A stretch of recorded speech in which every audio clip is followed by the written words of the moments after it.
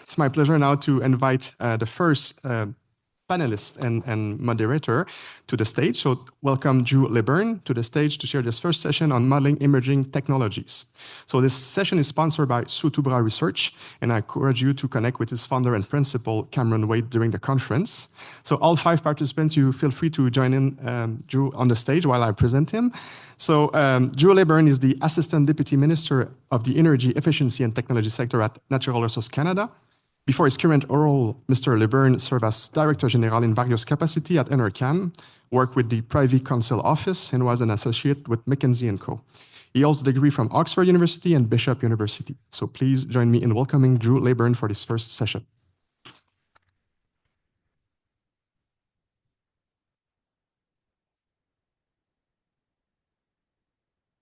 Merci, Edouard. Thank you very much to EMH and to the whole organization for everyone for being here today. It's going to be a pretty exciting couple of days. I'm not going to be able to stick around for all of it, but I'm very intrigued to see how some of these panels go. And I'm very, very happy that we're starting with one that is deeply rooted in the work we do at NRCan, focused on modeling emerging technologies. During this session, just in terms of format, we're going to hear a series of short presentations, and then we will have a session, an opportunity for some interactive Q&A at the end. As we all know, and as Andre alluded to at the outset, energy systems modeling is a critical component of the way we think about the future of energy in Canada. It provides a quantitative framework on which we can make decisions. It allows for experimentation to figure out the various ways that technologies or combinations of technologies can accelerate the evolution of the energy system. It deeply informs our public discourse. So whether you're a policymaker, a legislator, or a regulator, you are heavily reliant on the outputs from some of these models to try and test out the way that things will work in the real world. But we also know it can often be challenging to integrate the ever-changing characteristics of emerging technologies into energy models, particularly with technologies that are emerging and currently under development, commercially available but not yet widely adopted, or on the path to commercialization, or have performance characteristics that cannot be projected based on historical trends. So thanks largely to the EMH, there have been considerable advances in energy modeling in Canada in recent years. However, we recognize that the growing base of robust and transparent energy models needs to continue growing to keep up with the pace of energy system transformation that we know we need.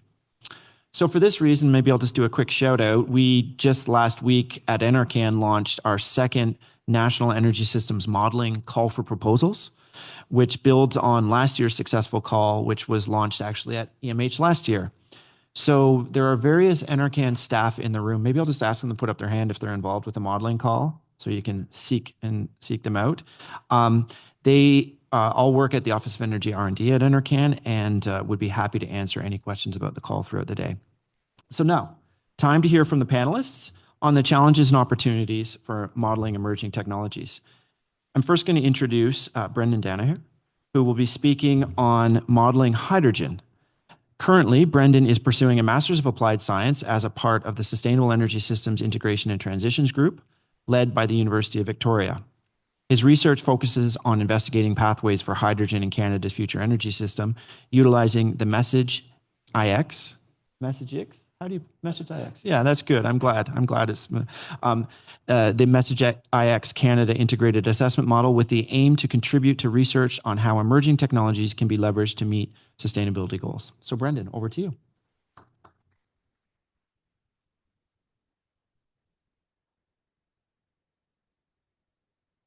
Yeah, thank you very much, Drew, for the kind introduction. And thank you to Edouard and the rest of the EMH team for hosting such an amazing event. It's an honor to be the very first presentation today, and I'll try and kick things off on the right foot here. I don't know if this clicker works, so that's the only issue. Yeah. Oh, we got some changes. Okay, cool. So we've been hearing about hydrogen for years now due to its potential role in decarbonization pathways, its system-wide scope, and that it has a role to play in multiple end-use sectors, including industrial applications, transport, power generation, and heating applications. Also, there's some interesting flexibility provisions it can provide with the power sector. So for the past half a year, I've been going about modeling hydrogen in Message IX Canada. This is an open source energy system optimization model developed by the CESA team at the University of Victoria. The model itself analyzes energy, economy, and climate interactions. And Dr. Mohammed always said at the front here, we'll have a session tomorrow to talk about the model further. So I want to take this moment to outline my process to modeling hydrogen in Message.ix. So we can produce hydrogen from a variety of primary sources in the model. This includes coal, natural gas, biomass, for example.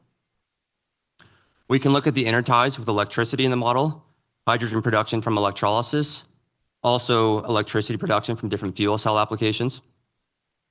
We have an initial storage provision in the model, and we also look at trade domestically. In the future, we will also be incorporating international trade. We can see heat generation from the model, different syngas generation, and also liquids such as methanol, light oil production through the Fischer-Tropsch synthesis. Lastly, we can look at final energy in the model and hydrogen's use in our end sectors such as transport, industrial, and residential and commercial applications. So this is a very simplified flowchart to how I've been going about modeling hydrogen, and this will get more detailed with time as I continue to develop the model. So I want to take this moment to jump into the modeling challenges, and these are challenges that I've faced as somebody who's been modeling hydrogen for the past half a year, but also through my participation in the EMH multi-model comparison forum, specifically the hydrogen subcommittee. So jumping right into it, every modeler's favorite word, data, and that is, how can we account for new and non-standardized data, including efficiencies, costs, lifetimes, and emission factors? Hydrogen is a new and ever so rapidly changing commodity, along with the technologies associated with it. With that being said, we need accurate and standardized and most up-to-date data to parameterize our models, because this will drastically affect the pathways that we see from our results.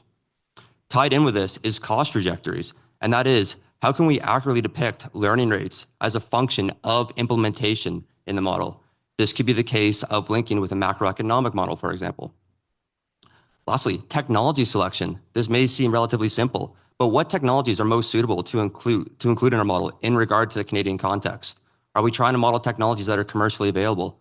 Or are we trying to model technologies that are new and emerging and trying to look at the what-if scenarios in our model?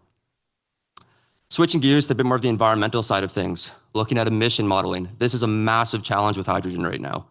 How can we accurately depict life cycle emissions associated with hydrogen production, transport, and end use? And one key point I want to highlight here is looking at hydrogen as a proxy emission. So that's hydrogen leakage along its whole value chain. Hydrogen leakage can play a key role in the amount of water vapor in the stratospheric layer, but also the amount of ozone levels in the tropospheric layer. We don't see models looking at that right now. We don't really have a means for being able to calculate how much hydrogen leakage there is, and this can drastically affect hydrogen's decarbonization potential. Switching gears to resource usage, we need to look at resources like fresh water usage in our models. A lot of these production technologies utilize a lot of fresh water in their inputs, and if we're implementing these technologies in areas where freshwater resources are scarce, such as potentially indigenous communities, this is something that may become a key decision variable in our analysis. Blending of natural gas for the multi-model comparison forum participants. I know we had a lot of talk about this yesterday, but what blend ratios will we see in the future? And how will that affect our downstream emissions and efficiencies for technologies that uptake this blended gas commodity? At what point will the blend ratio exceed a limit where we need to do a full infrastructure overhaul to be able to handle this new blended gas commodity?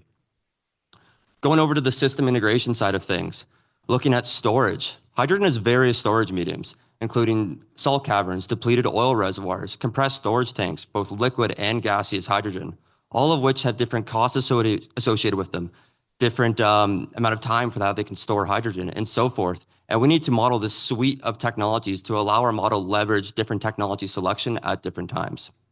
Lastly, I'm by no means a policy expert or an economist, but how do we accurately represent the influence of GDP, policy support, and market demand related to hydrogen?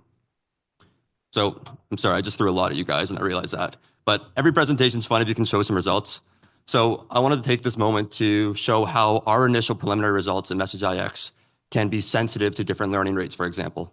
So we can see in our preliminary results about $7.8 billion in total infrastructure costs. However, I'd like you guys to focus your attention to the right figure, and that is I've modeled 3 different net zero scenarios. We have our normal net zero scenario where we include our normal learning rates in the model. So that's the reduction in costs over time for key emerging technologies such as hydrogen. I also have a net zero high learning rate and a net zero low learning rate scenario.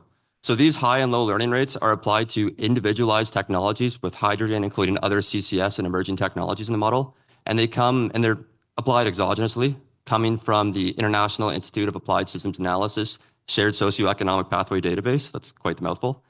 But we can see that under a high learning rate scenario, we see a bit more hydrogen buildup in our model. This makes sense as technology costs are getting cheaper over time.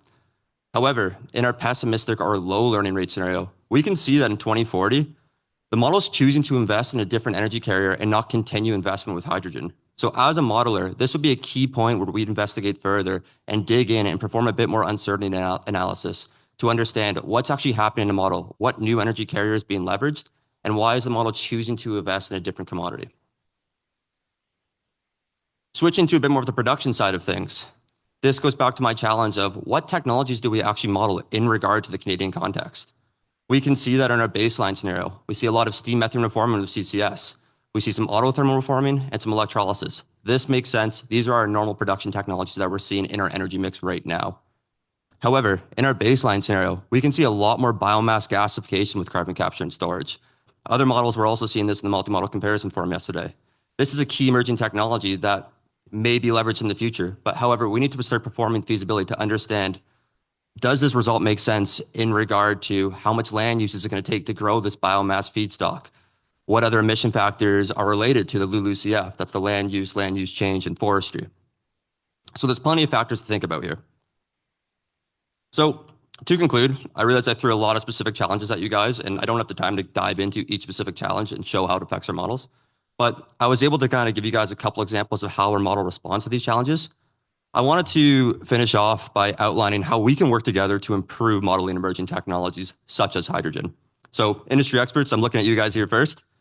If you have updated data regarding technologies that you believe could be helpful, and you're able to share or believe that you can provide insight to these emerging technologies or technological dynamics, let's communicate, let's participate, and let's work together. You guys are experts in your field, and it'll drastically help the modeling industry as a whole.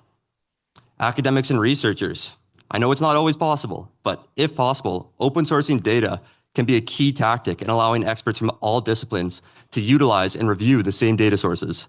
This also allows for reproducibility of results, which I don't believe happens enough in this field currently. Lastly, participating in model comparison exercises, such as the EMH Multi-Model Comparison Forum, is a great tool to work with other teams and foster a learning environment to brainstorm more specific solutions to the issues that we are all facing as modeling teams. And lastly, policymakers. Let's work together to define scenarios and policies that we want to further investigate to ensure we are modeling emerging technologies and policies affecting them as accurately as possible. After results are available, let's participate in workshops to discuss feedback from assumptions and explore different pathways and explore results together to make sure they're being utilized as accurately and as efficiently as possible. So while this is a very general way to conclude this presentation, if you have any questions or would like to collaborate in hydrogen development, please don't hesitate to reach out to me at the email seen here on the screen. And thank you very much for your time.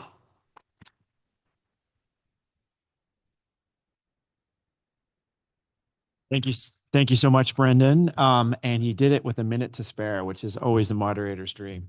Our second panelist is Etienne Bernier, who will speak about modeling biomass and BECCS. Etienne holds a PhD in chemical engineering from the École Polytechnique de Montréal. Since 2012, he's worked as a process engineer with Canmet Energy in Varennes, the federal energy lab there, which is part of Natural Resources Canada. And he has participated in multiple extensive energy efficiency studies in the pulp, paper, and steel industries, as well as developed software to optimize industrial cogeneration systems. His most recent focus is on the deep decarbonization of heavy industry from an energy systems perspective. So Etienne, over to you.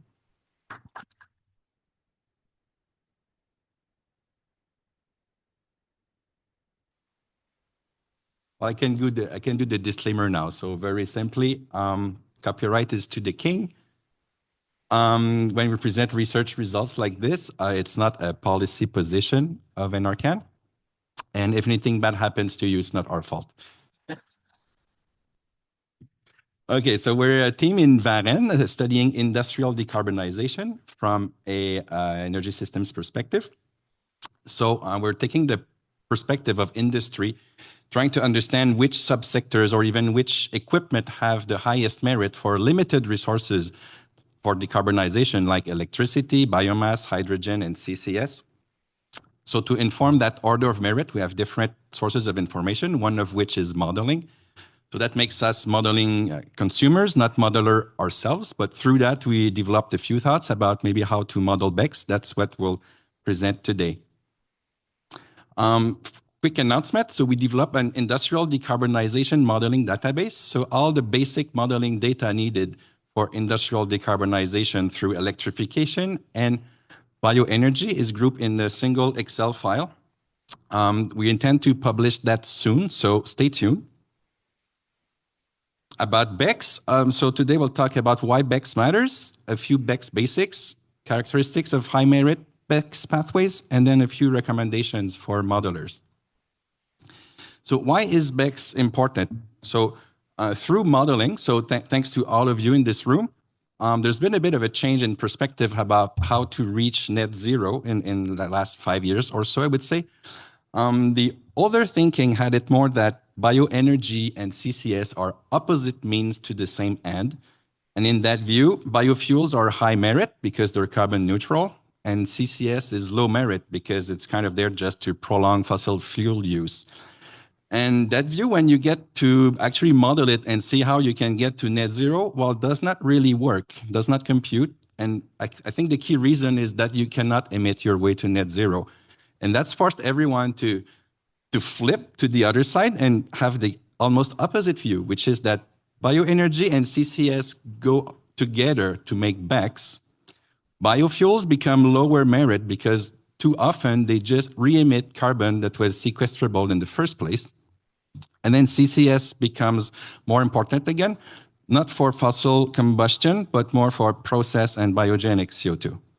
So all of that to say that BECCS is not just one negative emission technology to pick from a list. It's also a way to rethink the role of biomass in a net zero economy. And that role is really about carbon removal first and energy second.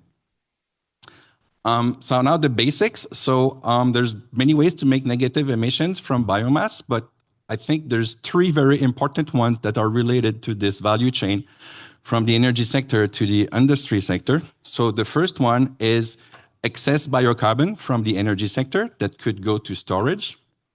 And the other 2 are about biogenic CO2 that you could capture both from energy sector and industrial sector, consuming those carbon-containing forms of bioenergy, and then going to CO2 storage. One of the key problems with BECCS modeling, we think, is what we could call pathway discovery. So on this slide, you see syngas with 9 ways to make it and 20 ways to use it. So that's 180 pathways right here. And syngas is just a tiny part of the biomass value chain. So you can imagine there's a tremendous number of pathways to choose from. And of course, as a modeler, you don't need to model all of them. You only need to model the promising ones. But how do you know that the ones you are choosing are the promising ones without a systematic way to go about choosing them? That's what we want to talk about today. First, a quick example. So let's say we would like to decarbonize the steel industry using biomass. Well, from here, there's a very simple pathway. Biomass can make syngas, syngas can make DRI. But what if a model does not know that? Well, then perhaps you will try building a lot of expensive electrolyzers and do it with hydrogen. Or maybe you will try to make synthetic natural gas to replace the reportedly used fuel for DRI. And now the pathway looks like this. And steel still looks expensive to decarbonize. So now, make no mistake, it's not that the CapEx estimate is a little wrong or that you need to tweak your conversion efficiency. The real problem is that the pathway is too convoluted. All right, so how to choose a good BECCS pathways? So what we're proposing today is a 4-step method that is based on some recent research that we've done with the NATEM model and soon to be published. So step 1. You use a fixed amount of biomass, and that's to avoid double counting negative emission between BECCS and the nature-based solutions. So basically, use a harvest model that's exogenous and not supply curves. Second, separate the volatiles and the fixed carbon within the biomass. Why separate them? Because they're so different in terms of hydrogen content and in terms of propensity to decompose that from a carbon removal perspective, it makes perfect sense to keep them as separate as possible for separate applications. And one technology to do that is slow pyrolysis, which happens to be Paleolithic technology. So maybe I'm in the wrong session. Third, you co-locate where CCS is likely needed anyway, for example, cement, steel, chemical sectors. One reason to do that is to simplify overall CCS infrastructure. Another reason is that these sectors happen to be rich with pathways that are high in volume and low in incremental transformation losses. Finally, you select end uses based on total avoided electrification, including direct air capture. So all the pathways you see on this slide, they all save both electrolysis and direct air capture, or they save both plasma torches and direct air capture. So that adds up to a lot of megawatt hours per ton of biomass. And that's exactly how biomass brings value to a net zero economy. Now, a few things we could talk about mix modeling, but we don't have time. Land use change for BECCS, perhaps trying different new crops that could even be called carbon removal crops. Negative emission steel and concrete as a better construction material than lumber itself with the same wood, possible. Emerging BECCS technologies, hydrothermal gasification, oxycombustion, cryogenics to capture CO2 that's at higher concentrations. CO2 transportation and storage in Canada, it seems to be feasible everywhere at a cost using the right mix of pipelines, trains, and ships. So at NRCan, we have the National CCUS Assessment Framework trying to work on that and find cost-optimized value chains for CO2. So hopefully at some point they will publish data that will be useful for modelers like you. So few takeaways for you today. So first, BECCS is not just another negative emission technology. It's also a way to reshape the role of biomass in the net zero economy, a bit away from biofuels and more towards carbon removal first and energy as a byproduct of that carbon removal. Second, when modeling BECCS, the data is important, of course, but perhaps the optionality is even more important. So try to have many ways to store carbon. Try to have many uses for syngas. Try to have many ways to transport CO2 in your model. We saw that BECCS is attractive in the steel, cement, chemical, and chemical pulping sectors. One reason is that there's a simplification of the CO2 infrastructure. And the other one is that avoiding electrification gives you more electricity than, for example, a coal plant retrofit. Finally, we saw that slow pyrolysis is a convenient way to partition biomass between a carbon-rich, decay-resistant solid and a carbon-lean reductant gas. So that's possibly quite useful because it allows staging two streams of negative emissions with a single technology. So you do carbon removal first, right away, through biocarbon, and then later, additionally, through CO2 capture. Also, it's quite low-tech. Obviously, it's not ready right away to go into industrial settings. It involves a bit of learning, but still, it does not need a lot of technological development.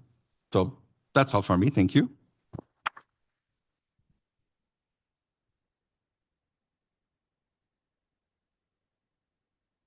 Thank you, Etienne. That was great. And again, under your 10-minute allotment. That's an amazing record we've got going here.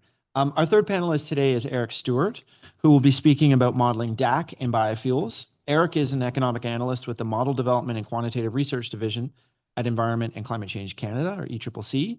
He's the lead modeler for ECCC's International Multi-Sector, Multi-Region Computable General Equilibrium Model. And his work is focused on introducing alternative production technologies in CGE models, as well as the modeling of federal targets and mandates, net zero pathways, and trade-related policies. Eric holds a master's in financial economics from Carleton University. Over to you, Eric.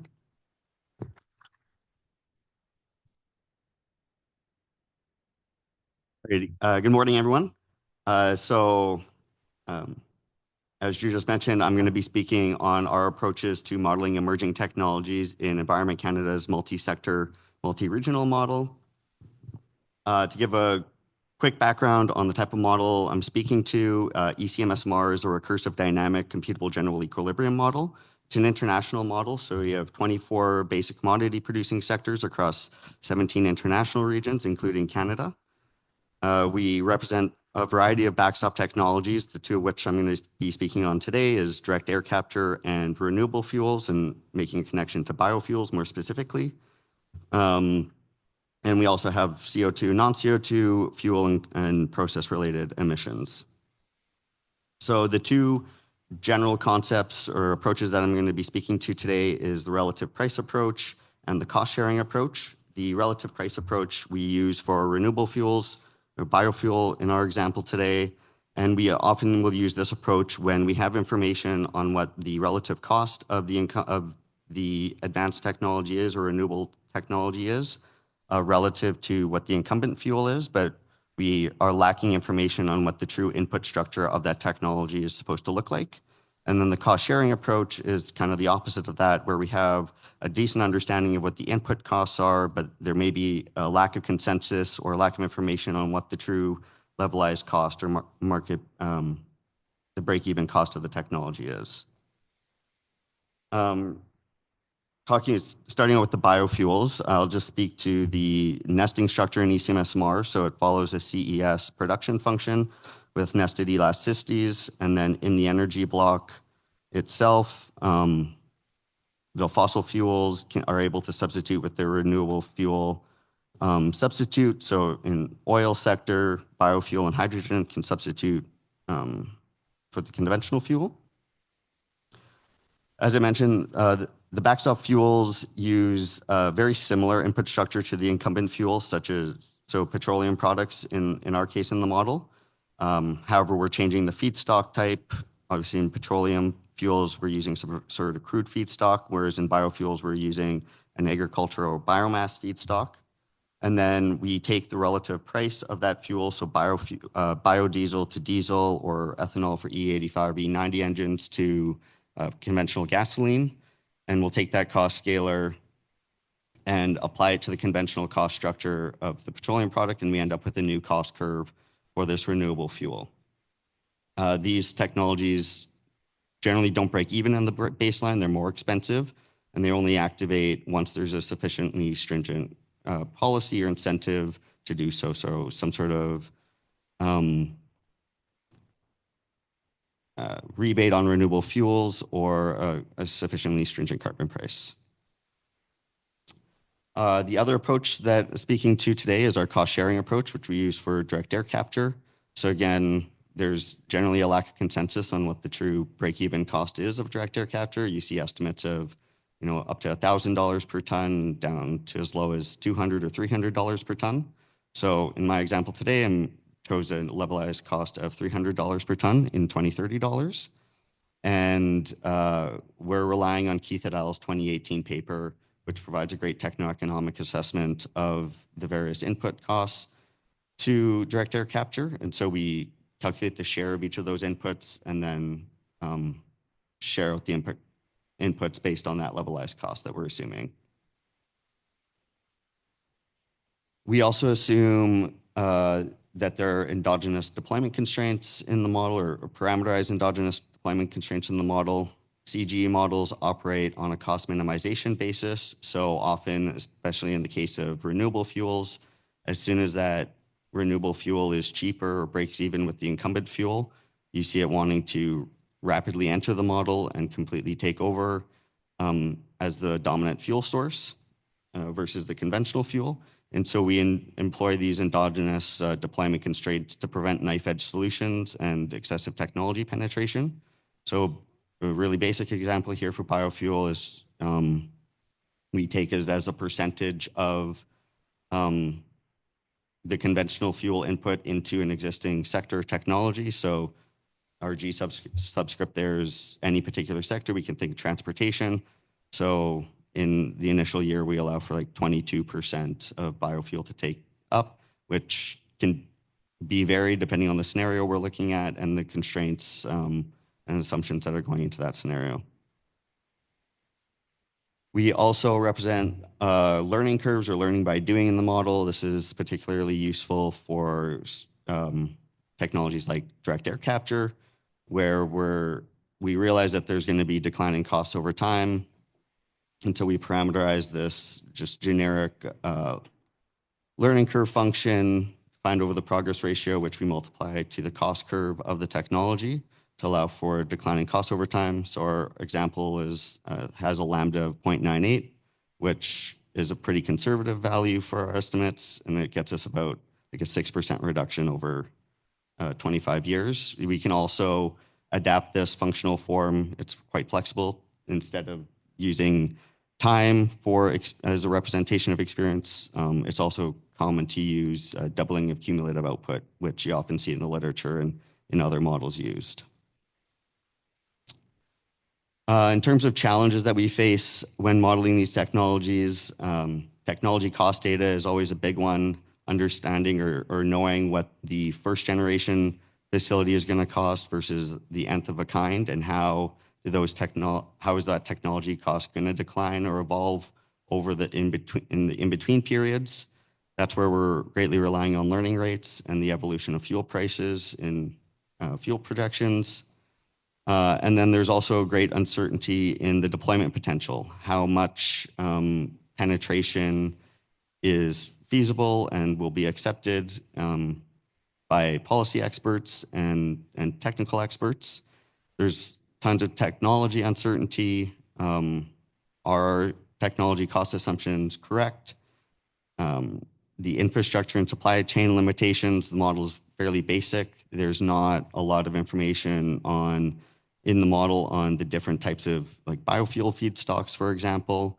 And that also kind of feeds into resource constraints, is how do you balance the use of agricultural inputs for food and feeding people versus using agricultural land to grow feedstocks for biofuel or other bioenergy types.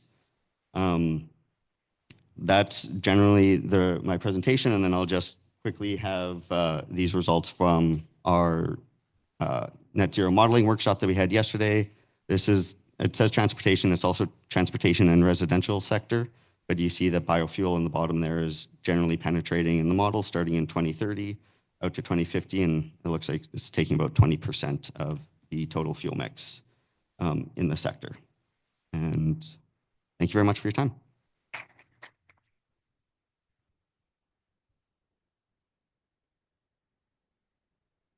Thank you, Eric. Alors, notre quatrième panéliste est Mélissa Lemire, qui parlera de l'adaptation des ressources électriques à l'électrification des industries. Mélissa est une ingénieure chimique et chercheuse spécialisée en modélisation de la décarbonisation industrielle et en efficacité énergétique. Elle contribue au effort de Hydro-Québec dans la transition énergétique depuis près de 4 ans au sein du Centre de recherche et plus spécifiquement au Laboratoire des technologies de l'énergie à Shawinigan. Elle est responsable depuis plus d'un an d'un projet de scénarisation et de modélisation de la décarbonation industrielle et des transports lourds. Mélissa?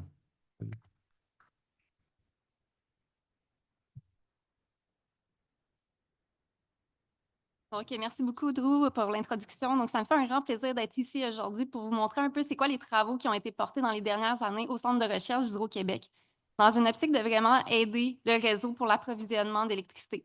Donc, on ne veut plus être un frein à la transition énergétique, mais vraiment être un élément contributeur et éviter de retarder, par exemple, le secteur industriel à se décarboner.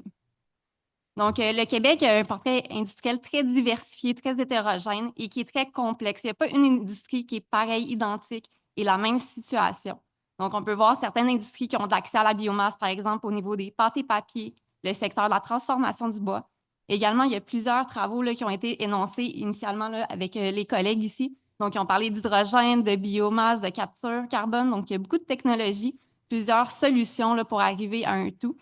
Donc, l'objectif ici, c'est vraiment d'aller caractériser chacune des mesures d'efficacité, les technologies de décarbonation qui seraient possibles pour chacun des secteurs industriels, pour aller déterminer ça va être quoi l'impact de la consommation électrique d'ici 2050, comment que ça va s'intégrer aussi dans le réseau. Donc, au niveau de nos travaux, qu'est-ce qui a été fait? Donc, notre objectif, c'est de sortir de la donnée confidentielle, d'aller 100% sur de la donnée publique pour être en mesure de partager nos hypothèses, être transparent aussi sur chacun des cas de figure qui va être fait. Donc, on se base vraiment sur les répertoires des émissions de GES qui sont ressortis au niveau du Québec, industrie par industrie. Donc, en partant des CO2 équivalents qui sont ressortis, on va aller établir c'est quoi le mix énergétique probable. Donc, est-ce que l'industrie a accès au gaz naturel ou ils sont loin du réseau? Donc, on va déterminer est-ce que c'est du mazout et à partir des facteurs d'émissions de Statistique Canada, on va aller retrouver vraiment c'est quoi le besoin énergétique thermique associé à chacune des industries. Également, il y a tout le concept des émissions de procédés. Donc, on a des secteurs qui sont plus difficiles à atteindre, à abattre, comme par exemple tout ce qui est cimenterie, sidérurgie, qu'il y a d'autres solutions autour qui ne seront pas nécessairement d'électrification directe, mais il y a d'autres technologies à prévoir sur le réseau qui vont demander des consommations plus élevées. Donc, pour ce faire, on utilise un outil qui s'appelle l'outil LEAP, donc qui permet de générer plusieurs bases de données ensemble pour voir vraiment une image en tout, avoir la visualisation de la donnée. Donc, ça nous permet d'être plus efficace en termes de rapidité de déploiement des solutions pour avoir un outil qui est vivant, qui va être dynamique dans le temps, qui à chaque année, à chaque évolution. Donc, il y a des projets qui s'en viennent avec les industries qui commencent à se positionner. Comment qu'on intègre ces projets-là à l'intérieur de nos modèles.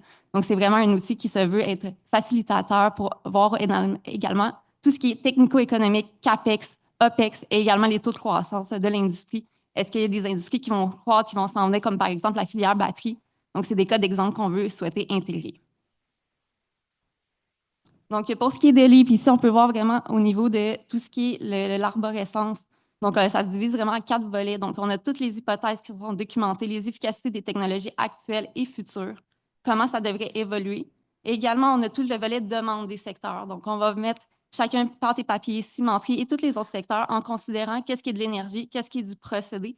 Et la nuance ici, c'est que plus qu'on faisait nos travaux, on a vu un élément qui revenait à chaque fois. Les niveaux de température, c'est super important pour modéliser les secteurs industriels. Donc, on a de la base, de la moyenne, de la haute température. Et les mêmes technologies reviennent pour chacun des secteurs. Oui, avec des faisabilités techniques terrain qui sont différentes, mais dans une optique de vouloir avoir une vision d'ensemble qui est un peu un 80-20, comme on dirait. On veut une vue générique, générale, et il y a beaucoup d'incertitudes dans les données. Donc, ça nous permet déjà d'avoir un premier portrait qui est global. Donc, au niveau des travaux, on est allé vraiment avec 10 scénarios qui se divisent en 4 grandes familles. Donc, on a les scénarios qui sont vraiment le statu quo, le portrait actuel, les politiques actuelles, comment le marché tend à se diriger. On a le volet vraiment avec une maximisation de l'électrification directe. Donc, on veut maximiser les technologies soit plus efficaces, par exemple les thermopompes, mais on va aller également voir les autres technologies qui sont moins efficaces, comme par exemple les bouilleurs électriques, comme on sait qu'à ce moment, les industries rencontrent beaucoup de problématiques pour intégrer les pompes à chaleur. Les technologies ne sont pas encore 100% matures. Donc, c'est dans le cas qu'il y aurait des bouilleurs électriques, on veut voir, OK, ça serait quoi l'électricité nécessaire à prévoir. Ensuite, on a également tout le volet biomasse. Donc, au Québec, on est chanceux, on a beaucoup de biomasse, mais il y a quand même une limitation à cette ressource-là. Donc, on veut voir si on en intègre plus pour faire de la température moyenne ou haute, quelles seront les divergences au niveau des résultats. Et également, on a toujours le volet hydrogène. Donc, est-ce qu'on fait de l'hydrogène vert sur site? Est-ce qu'on le fait à l'externe? Est-ce qu'on l'importe? Donc, à partir de l'hydrogène bleu, par exemple, ou encore les gaz naturels de sources renouvelables, le GSR, qui est un mélange de gaz naturel renouvelable et d'hydrogène dans les plans d'énergie. Donc, comment ça peut nous aider à minimiser l'impact sur le réseau électrique du Québec? Également, oui, on a bien fait des scénarios qui sont simples. L'objectif, c'est de voir les extrêmes, mais sans oublier également de l'optimisation qui va venir. Donc, en ayant un aspect vraiment plus financier, mais également celui avec les contraintes sur le réseau de transport-distribution. Donc, il y a des enjeux au niveau administratif, des régions administratives. Donc, par exemple, à Montréal, on peut voir qu'il y a beaucoup d'industries. Si ça se décarbone tous en même temps, bien, il y a des impacts, il y a des manquements à ce niveau-là. Donc, comment on doit coordonner chacune des croissances du réseau électrique en fonction de la demande, comment elle va évoluer à chacun de ces postes-là. Donc, il y a beaucoup d'incertitudes dans les résultats, comme mentionné. Donc, on peut voir ici, là, on a les 10 principaux scénarios. Ici, je n'ai pas voulu mettre de données. C'est vraiment pour montrer qu'on va chercher les extrêmes. La limite inférieure, la limite supérieure. Et personne ne sait réellement, avec la boule de cristal, où est-ce qu'on va être réellement. Donc, après ça, ça nous permet de faire des scénarios qui sont plus centrés, plus pessimistes, plus optimistes, mais en ayant toujours en considération les enjeux qui pourraient survenir selon la tendance du marché. Donc, on n'est pas à la place de l'industrie et dire, bien, ça va être telle technologie qu'on va vouloir mettre à 100%. Il y a des enjeux, chacune sont particulières, mais comment on coordonne chacune des industries entre elles pour aller chercher la meilleure solution. Donc, celle qui va nécessiter le moins d'électricité possible et décarboner le plus possible, le plus rapidement possible. Donc, c'est un enjeu vraiment de la transition énergétique qui est à tout le monde et pas uniquement Hydro-Québec, mais on veut essayer d'être facilitateur puis de ne plus être le frein et le goulot d'étranglement, par exemple, à ce niveau-là. Donc, qu'est-ce qu'on peut faire de plus? Donc, il y a beaucoup de choses que nous pouvons faire et encore. Donc là, ici, c'est vraiment quelques cas de figure de qu'est-ce qu'on fait, mais qu'est-ce qu'on a dans notre vision plus long terme. Donc, dans nos modèles LEAP, on souhaite également intégrer tout ce qui est le stockage thermique, donc pour pouvoir venir décharger les pointes. Donc, les pointes électriques, c'est vraiment un enjeu sur le réseau en ce moment durant l'hiver. Donc, comment qu'on fait pour y arriver? Également intégrer tout ce qui est la calibration des données historiques. Donc, en ce moment, on fait vraiment un statu quo sur 2020. Donc, on sait que 2020, il y a quand même quelques enjeux en lien avec la donnée disponible, avec la pandémie qui a eu lieu. Donc, on a eu quelques ajustements à faire, mais en ayant un historique, ça va permettre de mieux suivre l'évolution au fur et à mesure. On a également tout l'impact de l'ouverture sur le marché. Donc, Hydro-Québec souhaite actuellement d'être de plus en plus dans la donnée ouverte au niveau des centres de recherche pour partager plus facilement.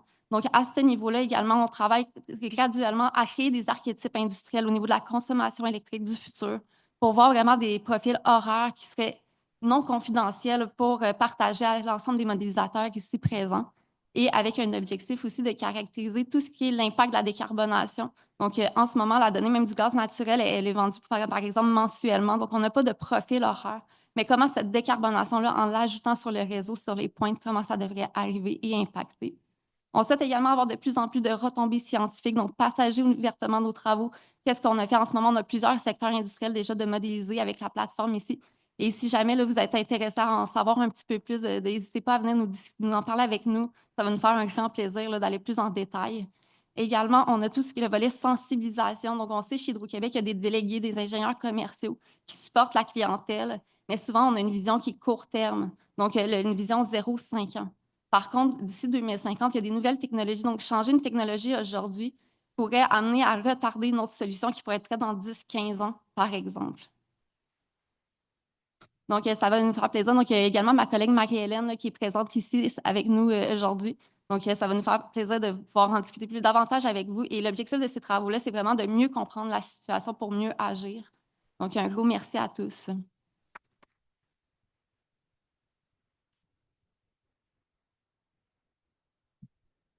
Merci beaucoup, Melissa. Okay, our fifth panelist this morning is David Lazell, who will be speaking about modeling transformational changes.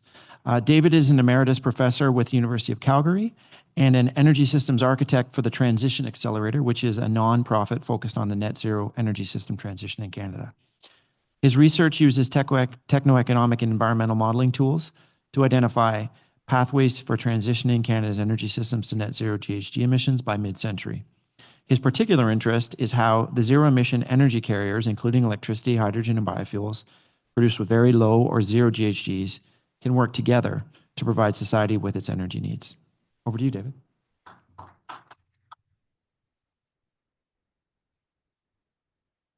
Thank you very much. It's great to be here. I think we've all seen this chart before, where we see on the red line greenhouse gas emissions in Canada since 1990, and in the green line our Paris commitment to achieve net zero by 2050.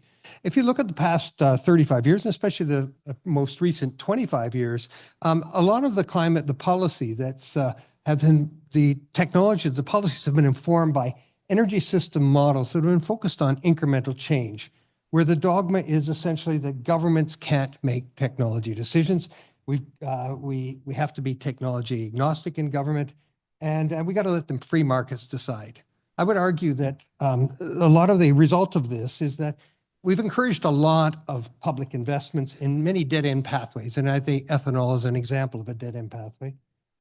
We've found a lack of ongoing public support for a lot of the climate policy issues, and I think we can see it now on carbon taxes. And we're only able to stabilize and not reduce emissions. We've missed our targets. And one of the things in the inset figure, you can see what is our per capita energy use by various sectors, transportation, residential, commercial, and agriculture, and even the per capita fossil fuel use in those sectors hasn't really changed in the last 20 years. So we haven't actually made some significant structural changes. And we've obviously missed the targets. So as we look forward to the next 25 years and actually trying to achieve much more rigorous targets, I would argue that what we need to do is to obviously our energy systems have to go through transformational change, and we need energy system models that can identify credible, compelling, and capable transition pathways to actually get to net zero emissions. So I think we have to ask ourselves, well, how have we made transformational changes in Canada in our systems, our energy systems in the past? They've not been focused on addressing climate change, but we've certainly seen transformational changes. And what are the mechanisms and what examples of these that we can learn from? I think we can go back and look at 150 years ago or so when we put in the CP rail system. That's effectively an energy system in a way. Same with our 100 years, 120 years ago, the Canadian road network, the Trans-Canada pipeline system about 60 to 70 years ago, major initiatives that transformed the energy systems of Canada. And in the last 50 to 55 years, we've seen AOSTRA and the oil sands, in situ oil sands development, James Bay project, the nuclear program in Ontario, and certainly large hydro in many other provinces. All of these have been government-led, often with minimal public support and private sector support. But they've had political leaders and a community that have had a shared vision for a better future for our energy systems in Canada. And a lot of those investments have resulted in significant infrastructure investments. And I would argue that if we're going to achieve net zero in the next 25 years or even the next 35 or 40 years, we are really going to need to be thinking about some similar large-scale investments that will actually be built on a shared vision. So the net zero energy system transmission model, been working on for a number of years now, is really a new Canadian energy system model, a different design than one of the other ones that we've looked at, that we've been building to try to explore transformational change with this particular focus on sort of large-scale infrastructure change by going out into the future and seeing what a net zero future looks like and then backcasting to where we are today. Our premise here is that when you actually look at it, about 46% of Canada's greenhouse gas emissions are the distributed combustion of gasoline, diesel, jet fuel, natural gas. And another 25% of our emissions are associated with the production of those fuels. So it's pretty clear that the strategy that we need to impose, and I think this is understood by many of the things taught presentations so far and this conference about, is that we have to shift our end-use sectors, the non-energy sectors, shifting those sectors to non-energy or zero-emission energy carriers and associated conversion technologies. Electricity is key, the absolute key one, because when you use electricity, you don't generate emissions. Bio and synthetic fuels also play an important role. They have an advantage as they can often be drop-in fuels and use existing infrastructure. Hydrogen and/or ammonia is another opportunity, as well as we could possibly use some fossil fuels in end-use sector. There's a few target areas where that could work, where we couple it with CCS. I think it's important as well to recognize that Canada in the world is a major energy exporter, and we also have to be thinking about the infrastructure investments to keep Canada in the export, but not in the export of carbon-based fuels, in the export of zero-emission energy carriers. And this has to be part of our strategy and thinking to where we're going to go. There's no way, I would argue, that Canada is going to go and decarbonize its energy system and continue to send carbon-intense fuels to others who are not decarbonizing. And we have to ensure that those, of course, these energy carriers that we're making are made with zero or very minimal greenhouse gas emissions. So how does NZEST work? NZEST is a techno-economic and environmental assessment. It starts with detailed techno-economic and environmental assessments of possible zero-emission energy carrier technology combinations. And we spent a lot of time, that's mostly what the models involved in that. And then we look and build a scenario framing around what the particular technology and infrastructure investments and what would be the implications of the future cost and the fit for service for various sectors across Canada. That scenario framing is used in the model to identify zero-emission energy carrier technology choices in what we have is 89 different subsectors in 7 regions of Canada, and that essentially defined the end-use mix of domestic demand in Canada, and then basically in transportation, buildings, and non-energy industries. And then from that, look at modeling the carrier production. How would those carriers be produced, which is part of the scenario framing and primary energy, and also look at energy imports and exports. No time today to talk about details of how we do this in the model. What I will show you is maybe one scenario that we've run, which is far from conclusive, but certainly gives an example of what the model can do. On the left here on the chart, you can see the existing energy system in Canada today. It's dominated with a very important role for exports on there, as you can see, and on the exports, and even larger than our domestic use of energy. A very major role for fossil fuels, oil, crude oil, natural gas, and coal on the left. A significant role for uranium, but we export most of our uranium, and for hydro, of course, is a dark green line there. In one scenario we've done, and this one where we haven't constrained CCS, we've actually looked at a major changes in infrastructure investments in large electricity generation and biofuels. We see a dramatic change in the one on the right in crude oil and coal demand, a 20-fold increase in wind and solar, 5-fold increase in biomass. But the real issue here is we've introduced new energy carriers. We got a 3-fold increase in electricity generation by 2050, and we've got a significant role for hydrogen and ammonia as new energy carriers to help meet the energy mix. This is certainly not a final conclusion, which is one scenario, and we're in the process of developing other scenarios to explore different options, which I think will actually be more credible and compelling than the one I've just showed. So in conclusion, achieving net zero is going to require transformational changes. And we would argue that this can't be only realized with incremental least cost approaches. What we need is to build a shared vision for transformational changes in an energy systems of the mid-century. We're going to need government leadership, and with really making recommendations and pushing forward with support from communities like this on strategic investments. And we're going to need new models to explore options. What's the next one here? Oops. Oops, I'll go back again. Here we go. That's interesting. All right. There were 2 other comments I had at the end there. There's one. There. I would argue that, we need Canadian energy system models that really actually are focused, and as we know, on the zero emission energy carrier and technology combinations that will really involve the engagement of domestic end use. A lot of our techno-economic analysis involve detailed discussions with major key sectors, and really focus on how we can do low-cost production, storage, transport, and use. And this is often where the infrastructure investments are needed, and with certainly a consideration on export markets, which I think is a key role. And many other countries are willing to pay much more for zero-emission energy carriers than we are in Canada, and they can actually be a major economic driver in our analysis on helping us to get to net zero in our own domestic system.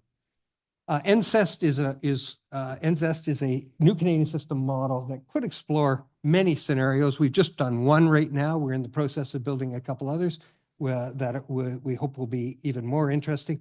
And you do need detailed techno-economic analysis to drive these models and really incorporate strategic investments and technology deployment.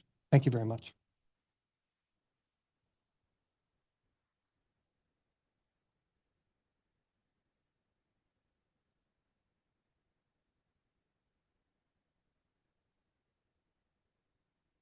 Okay.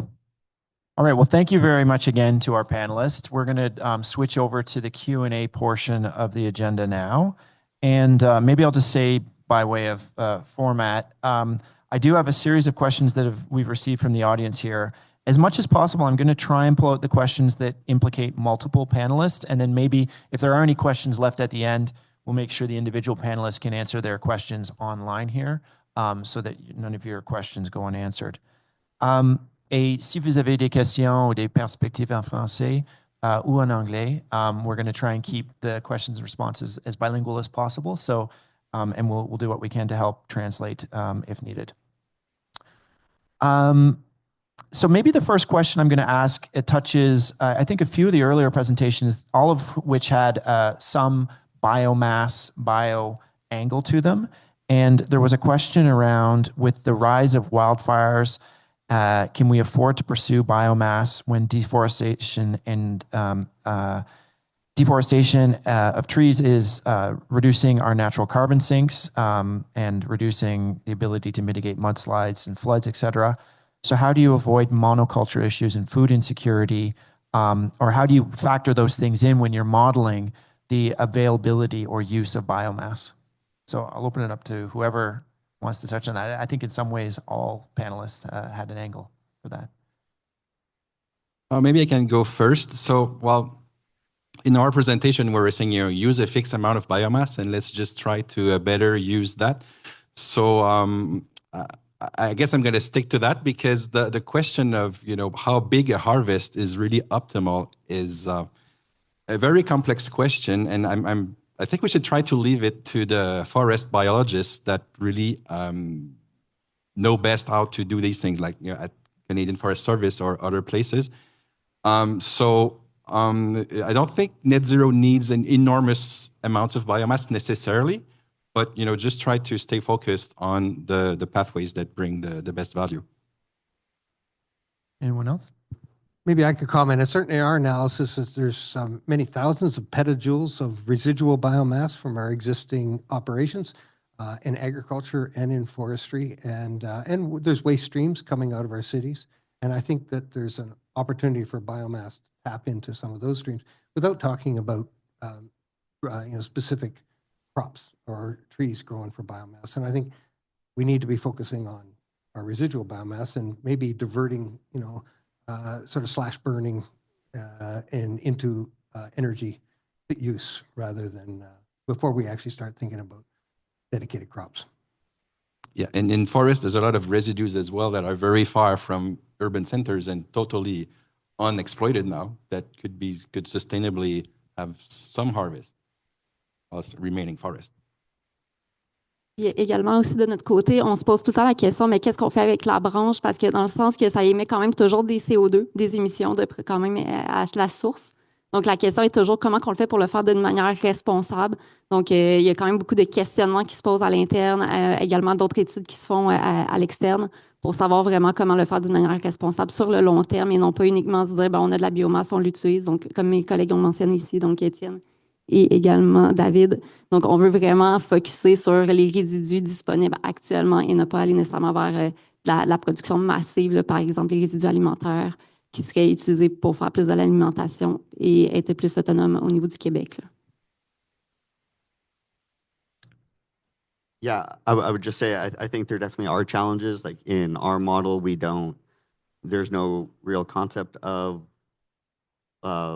land mass or land availability. It's more generalized to a generic resource constraint. So we do try and balance, where the agricultural production is going, whether it's into bioenergy with CCS or whether it's into biofuel and then into the consumption or residential sector. So I think David made a great point about using residual biofuels rather than trying to convert forest land into dedicated crop space.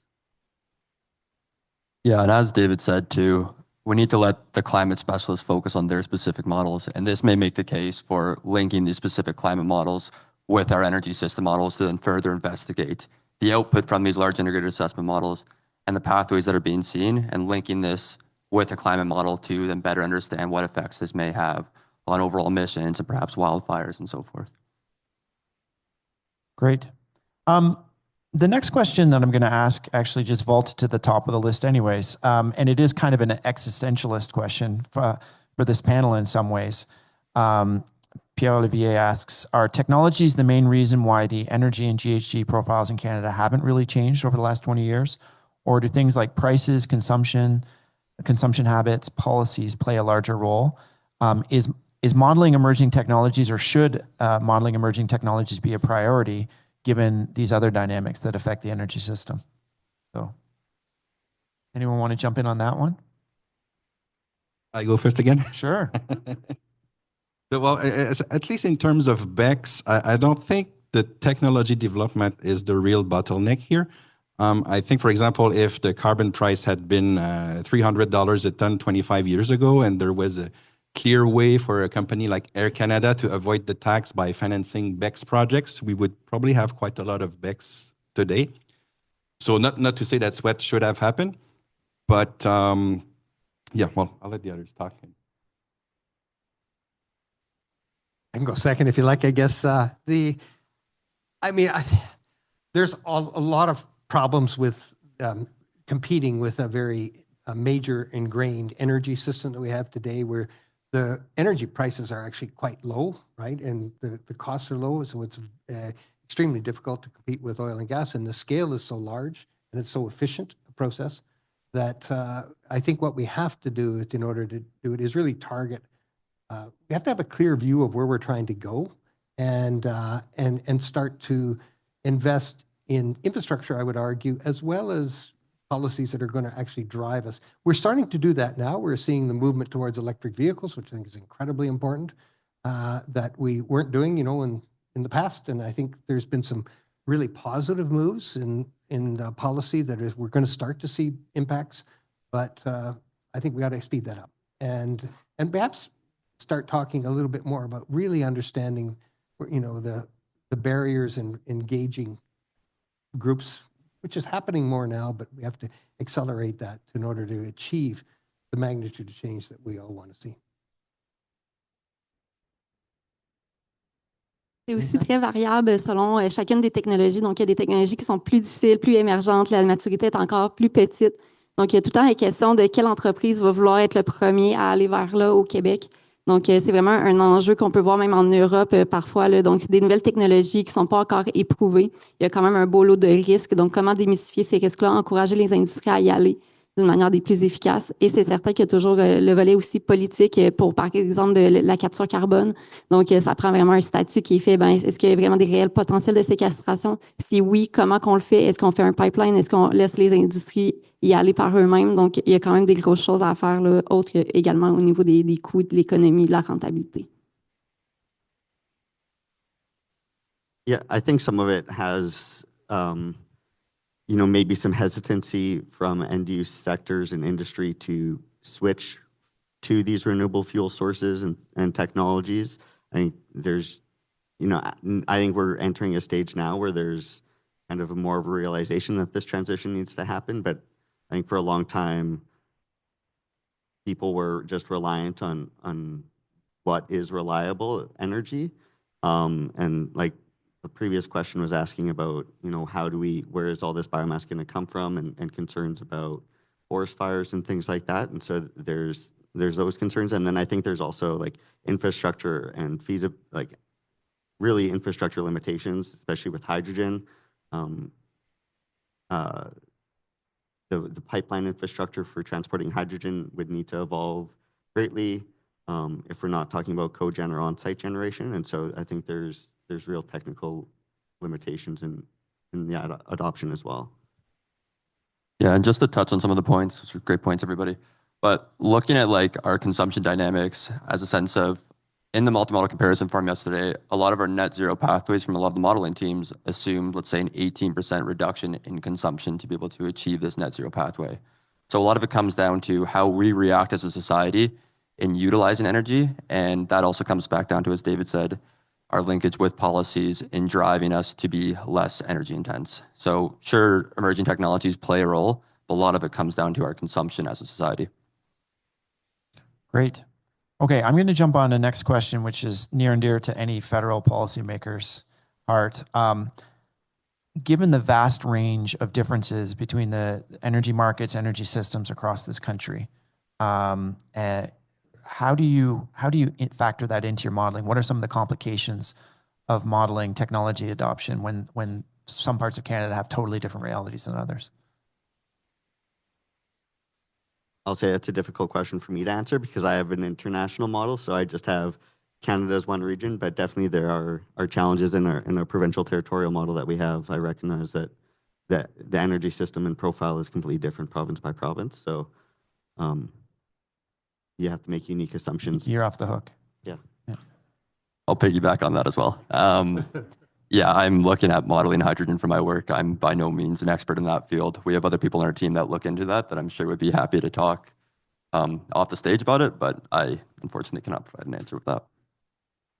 Certainly in our model, we have 7 regions of Canada. We have Atlantic Canada and then 6 provinces. There's the techno-economic analysis, just the prices could be very different among those, especially when looking at hydrogen, ammonia, and even electricity, in the cost of zero carbon electricity. So some of what our technology analysis we're doing now is looking at interprovincial cooperation on electricity trade, right? Which I think is an area that holds a lot of opportunity to maybe levelize things, but also movement of pipelines, hydrogen pipelines that would actually move lower costs. The challenge with hydrogen is getting to a scale where you can actually get the cost benefits. Pipelining hydrogen really got to be large scale to make it work. And it's a challenge. And we ended up being able to actually look at different energy mixes in different provinces based on the result of that kind of technology. Okay.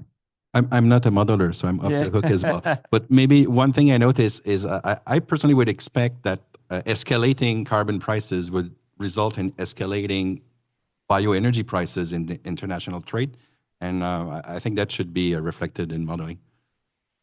Nous, pour notre côté, oui, qu'on regarde uniquement le Québec, mais on a différentes régions administratives qui ont différents enjeux qui sont différents vis-à-vis soit, par exemple, l'accès à l'électricité, la proximité également entre les usines. Est-ce qu'il y a de la symbiose possible? Est-ce qu'il y a des synergies qui pourraient s'installer, par exemple, la récupération des rejets thermiques, ou c'est à même l'usine, mais également avec les usines voisines. Donc, c'est d'autres enjeux également qu'on veut regarder là, à l'intérieur de nos modèles. Okay, thank you. I think we have a question on the floor here, so go ahead. I don't know if it's on. Hi, my name is Joanne Whitmore. I'm a researcher at HEC Montréal with a chair in energy sector management. A lot of people have a lot of hope on hydrogen, but nobody ever talks about the fact that it's actually contributing today to 2% of global emission. It's 900 million tons of emission globally, just for the refinery of oil, for fertilizer, for chemical production, and so on. So every time everyone talks about everything that's like hoped for transportation, so for using it as energy rather than a commodity, I'm just wondering to what extent your model is accounting for that, for the competition of usage, because in my view, there's a lot of urgency just to decarbonize what we have already, which is equivalent to the emissions of aviation. And the second part to touch a bit, which is related, is to what extent is having an impact on demand being accounted for, because that's what's going to help lower the price. Like, for instance, in Quebec, where I find having increasing discussion on how these new fuels, whether it's bio fuels or it's hydrogen, we need less of them for the uses because they are expensive. They won't be cheap. They will not be cheap. So is there like ISO 50001 regulations, like some people were talking about more eco-fiscality? I just cannot see any of these scenarios occurring if we just take in consideration that all is going to be equal and we continue demand and in a linear fashion. So how much of that is being both of these factors? So decarbonizing existing use of hydrogen and reducing demand to sort of help for the pricing scheme. I guess that's me. Yeah, so in terms of the first part of your questions, looking at the emission side of things. So right now, again, I'd like to emphasize the model is in its early stages of development. We're looking at emission factors as exogenous parameters right now. In the future, we've been looking at linking with some life cycle assessment models for hydrogen, from the whole cradle to grave analysis of understanding the emissions along the whole scope of the process. Like I said, though, even models like that are still lacking in the sense of when we look at hydrogen leakage and so forth. And I completely agree with your point in the sense that there's a lot of factors that we need to account for to further understand how hydrogen will affect our future emission projections. And I do agree that's something that needs to be worked on further. Going over to the demand side of thing. So again, demand is defined in the model. It's, you know, I don't do a lot of the work on the demand side of things, so I don't necessarily want to dive into it and touch on how we go about modeling that. But I know demands are predefined in the model, and the model itself chooses what commodities it wants to leverage. So it's a large integrated assessment model. It's not looking at the feasibility of specific pathways to investigate.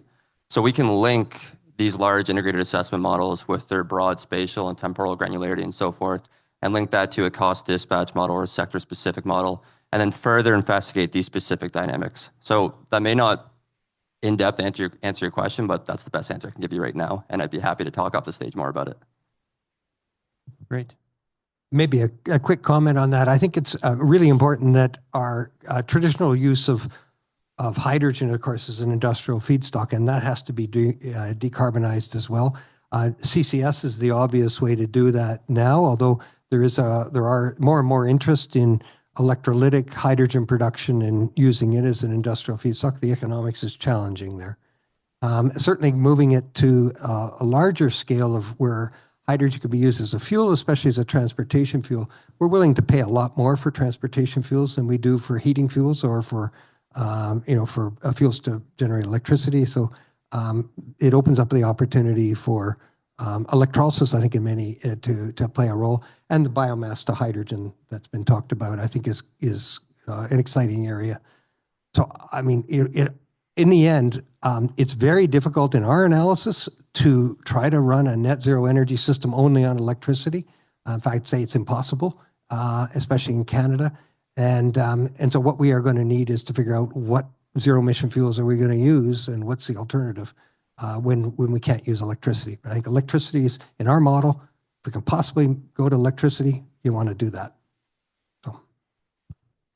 Également, de notre côté, dans nos modèles, qu'est-ce que ça nous permet de faire? Donc, on met beaucoup en compétition l'hydrogène et la biomasse, qui sont souvent en compétition dans différents cas d'application. Donc, par exemple, dans certains cas, on n'aura pas le choix d'avoir de l'hydrogène comme agent réducteur, par exemple, ou du biochar.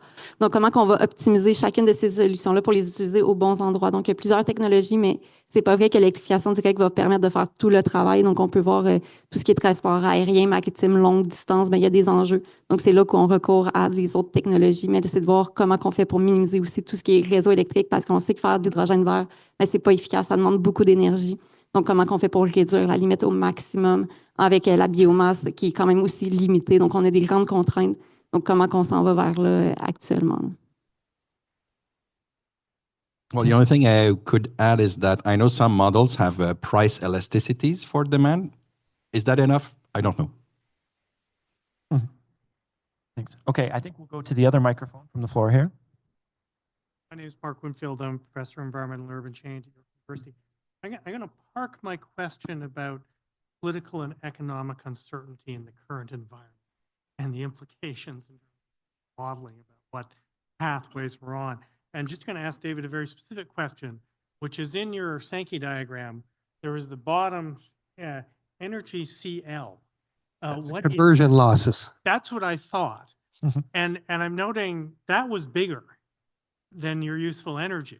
So does that not have implications in terms of demand side, in terms of what could be done to reduce the losses and improve efficiency, as opposed to simply looking at this entirely in supply side terms? I agree. One of the challenges in moving to a net zero economy is you're usually asking for much more sophisticated fuels. You're asking for electricity, which can require a lot of energy to make. If you can get it from wind and solar, we don't count that as an energy conversion loss at all. But obviously we need to have base load, and we have conversion losses. Nuclear power generators in our model, we're taking the heat from a CANDU reactor as our energy and uranium. And so we're actually getting about 2/3 of the energy is lost in power generation from nuclear. That heat energy could go back in and be distributed heating for systems, especially in development and deployment of small modular reactors that could be more distributed. There's some challenges in that, we all know. But certainly in our models, what we find is as we move to net zero models, we get fewer conversion losses at end use because we start using a lot more electricity, a lot more hydrogen, which are more efficient at delivering the energy service than an internal combustion engine, for example, or a furnace in a house. You can use electricity with a heat pump and you get more efficiency. But when you actually get to making the conversion losses associated with making the energy carriers, in our analysis, typically goes higher. because there's more, you're providing a more higher quality energy carrier that doesn't have the emissions embedded in it. I mean, we need a lot more work on this. And in my mind, this is really, you hit a key question. We have got a relatively small proportion of our whole energy system actually ends in useful energy. How do we improve that?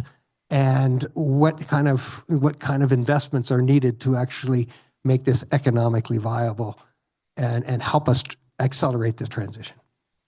It would seem end use efficiency is important as well. Yeah. But we have an improvement in end use efficiency, but if I went into the model in more detail, we actually have a reduction in the conversion, more conversion losses in the making of our energy carriers in our scenarios we've run so far. I think maybe other scenarios we might be able to reduce that as well. The question is, can you actually achieve other things, fit for service and economics when you're doing that? Great. Okay. The next question I think is relatively cross-cutting. Many cost projections show a decrease due to increased learning efficiencies, economy of scale, et cetera. What about upward cost pressures due to supply chain constraints, dwindling land availability, or other constraints that kick in as a given tech is deployed? So how can we deal with that dynamic?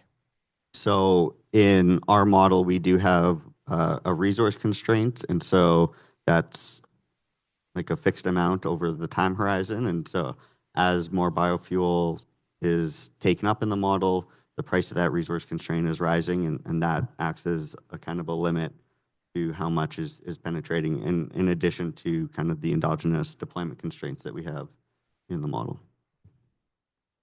Anyone else? Well, in our model, in terms of, we have a constraint on CCS, but we haven't implied very much of it, but there needs to be more of a constraint on that. But one of the big ones is looking at bioenergy.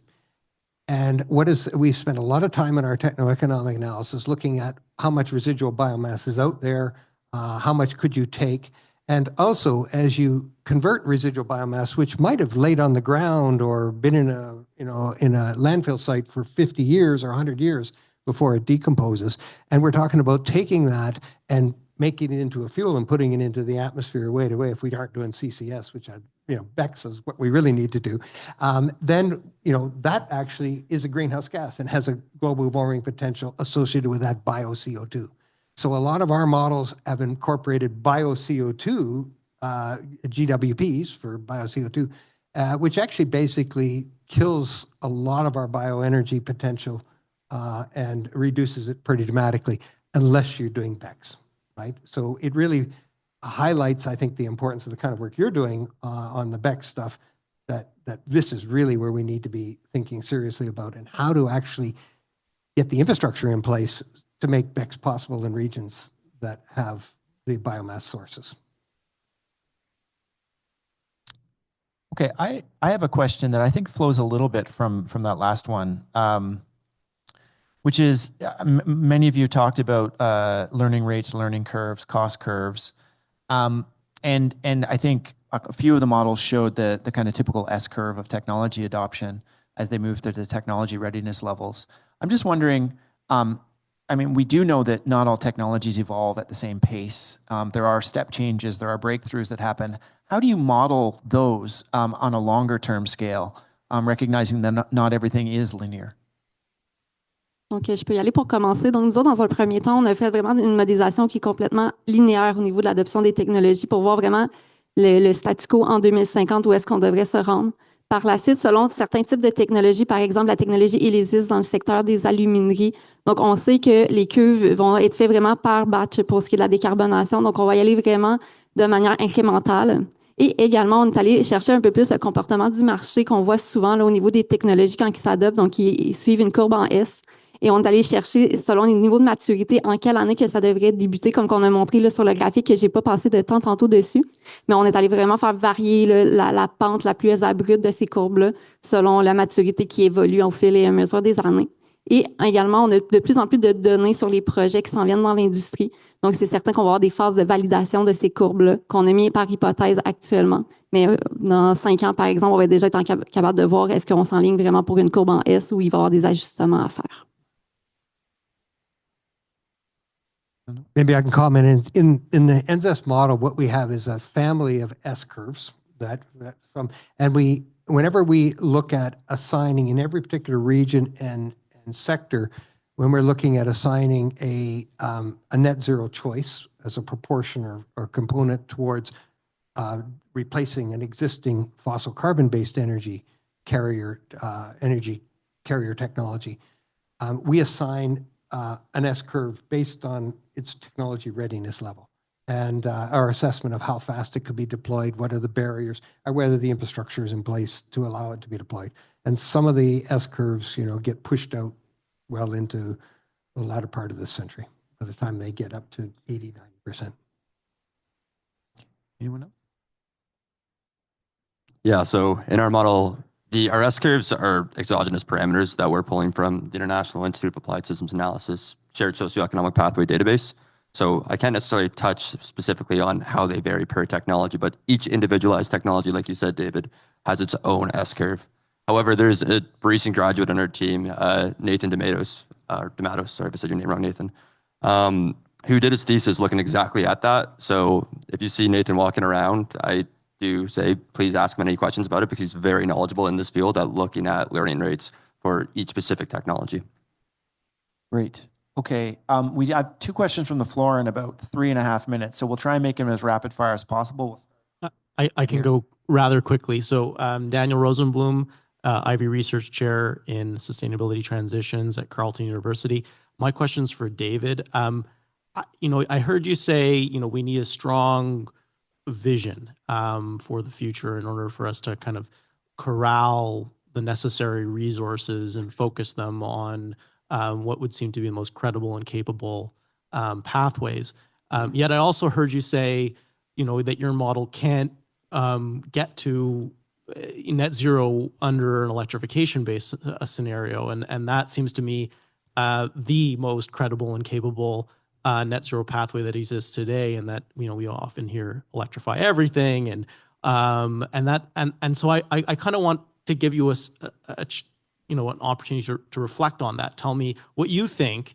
What's the guardrails around the electrification potential there? Because it seems like we're kind of dancing around this alternative fuel conversation. Obviously, I think we recognize that negative emissions are going to be needed for overshoot and other things, but the alternative fuel seems to me like it's getting increasingly small in terms of what its space is in this net zero world as the constraints on electrification reduce over time. And we just saw a couple of months ago or something like a CATL with their 1-ton aviation pilot. There's so all of these heavy industry, steel and other things, all of these previously difficult, quote unquote, to abate sectors. So what do you see as where's the space that we really need to be focusing in terms of that vision for electrification, and where's this other space that you're looking at? I guess what I would like to see is, I think we need to build a electrify everything scenario. And what actually does that scenario really look like? And is it credible or compelling, right? And I've not seen that scenario. We're trying to build it now. And I would love to, it'd be interesting if others are here and would like to talk with me about that. I'd be very keen to see, how do we actually build? How do we do the techno-economics to inform NZEST or other kinds of models to actually do a all electrification scenario for the future? I'm very open to that, but I just haven't been able to do it myself, but that's my constraints. Okay. That doesn't mean it can't be done. Right? Okay. And how much can't be done? Unfortunately, we're down to the last minute, so I think we'll wrap it up here, but maybe I'll repeat what I said at the outset. I'm sure all the panelists would be more than happy to engage with the questions that didn't get answered directly, and particularly specifically about their own presentations.